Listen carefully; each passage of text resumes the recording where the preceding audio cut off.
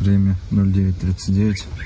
Ведется оперативная съемка. За всеми подозреваемыми оперативники вели круглосуточное наблюдение. 4 татарстанцев заподозрили в том, что они изготавливали мефедрон, а затем сбывали наркотики на территории республики. Иногда бесконтактно через интернет-магазин, а иногда передавали их из рук в руки. У одного из задержанных полицейские нашли и изъяли полимерный пакет с порошкообразным веществом. То же самое вещество обнаружили у него дома. Еще один пакет был спрятан в одном из лесных массивов Зеленодольского района. Полимерный пакет с веществом белого цвета.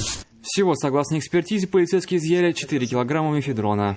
В тот момент в машине с кем находились? Мы были втроем. Они из машины тоже не выходили, получается, да? Да мы выходили что-то на улицу. Угу. Стоять около машины. Ну, рядом вот с этим участком местности, правильно? Ну, вот на этой территории. Блин, я просто не понимаю еще, где мы стоим. Угу. Выходили, а чем занимались?